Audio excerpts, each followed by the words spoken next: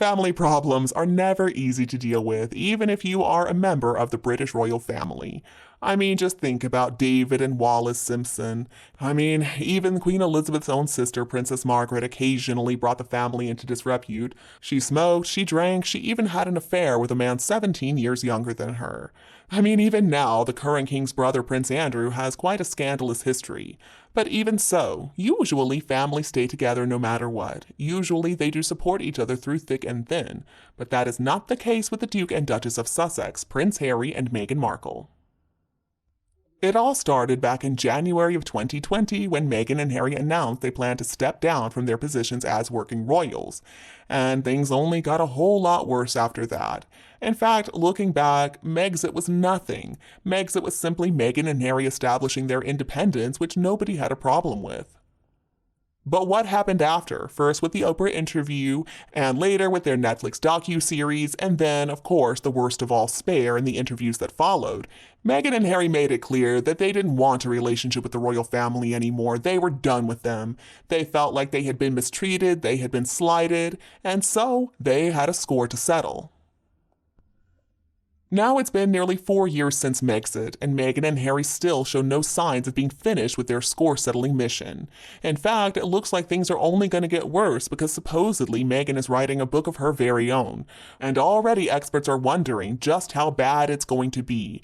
How nasty is Meghan going to be towards the royal family? The family who, let's be real, she was only a part of for about 5 minutes. But even with all this going on, Harry has said that he just wants his father and his brother back. He claims that he wants peace with his family. He wants to reconcile. Well, according to an article in The Express, Harry and Meghan have the ball in their court, but the king is on moral high ground. So let's see what they had to say. Dr. Ed Owens, who is the author of After Elizabeth, Can the Monarchy Save Itself?, claims that while the king is ready to make peace, it is ultimately down to Meghan and Harry to make the first move.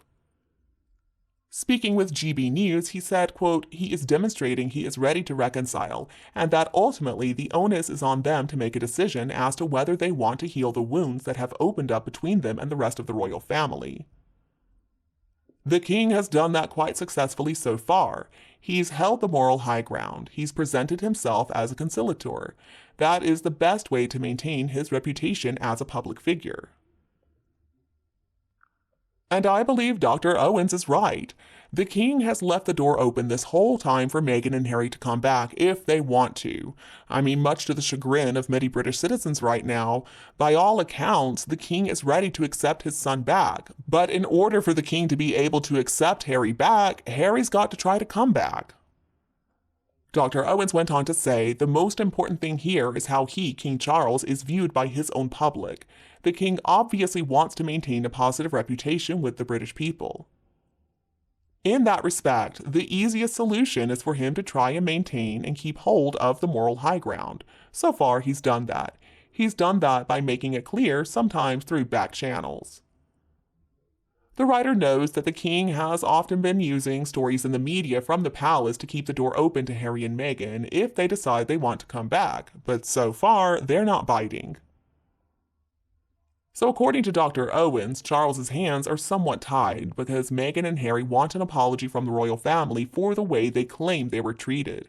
He went on to say that would be essentially to concede that the royal family had done something seriously wrong in the first place. We have heard numerous stories about an olive branch offered to Harry and Meghan from the king.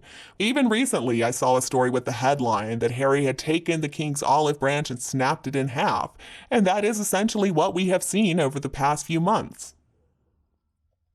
Without doubt, the king still deeply loves his son, otherwise he would have cut him off a long time ago.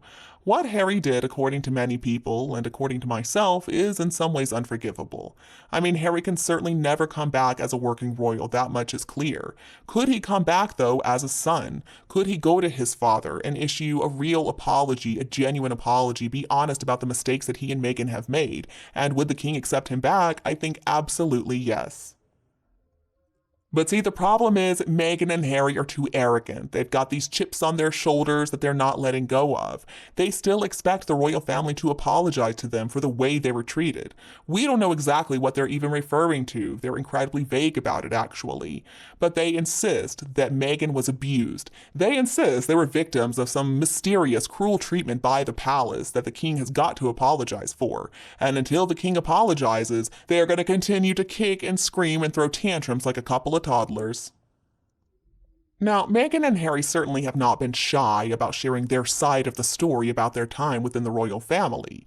So that's why this claim that they were victims of something really horrible doesn't make a bit of sense. First, they said that some mysterious unnamed member of the family had asked about unborn artificial skin color.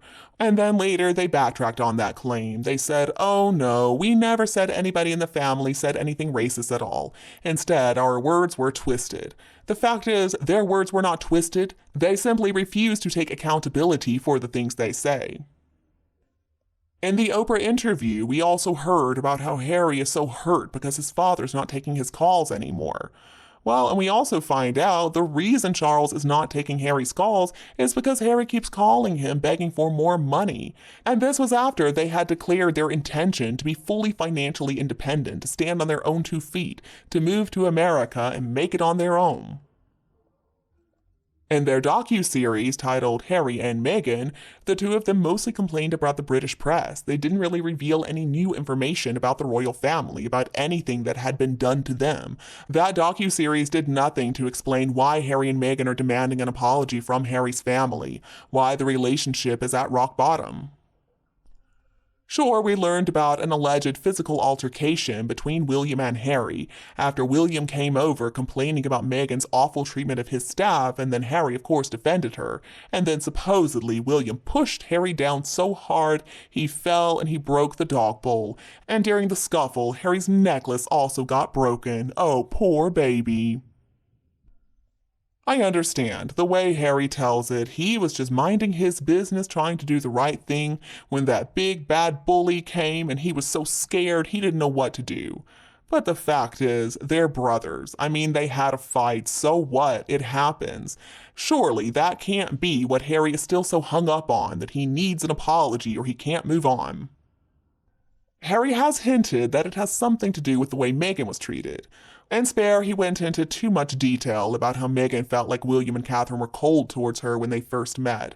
Of course, she was the one who was wearing ripped jeans, showed up barefoot, and tried to hug them. Of course they felt uncomfortable. But I'm sorry, that cannot be it. Meghan was treated like a stranger because she was a stranger. If that is what Meghan and Harry are so upset about, they're not going to get sympathy from anyone. Last month, when Harry came to the UK, we heard there were going to be peace talks between him and his father. But then after the trip, we heard in fact they didn't meet. So whose fault was that? Was it King Charles or was it Harry? We know that King Charles did extend an invitation to Harry to go visit him at Balmoral. Harry claimed that he couldn't come because of logistics or something like that. But come on, if Harry had really wanted to go, he absolutely could have made it work.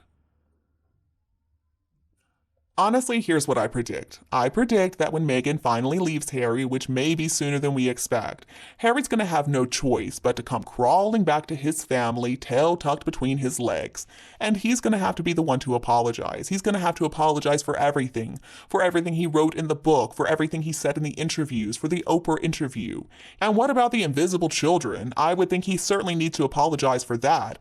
I mean, that's going to be a big problem for the royal family to figure out, considering those invisibles are in the line of succession. So if you ask me, it's pretty clear who needs to apologize in this situation, and it ain't King Charles. And you, what do you think? Is Harry going to come back and apologize, or is he going to remain in the US with Meghan forever? Please let me know your opinion below in the comments section. Don't forget to like and share this video with anybody else who would appreciate it. And please subscribe to Kate Middleton and the Queen so that you don't miss a thing. Thank you so much for watching, and I'll be back to see you next time.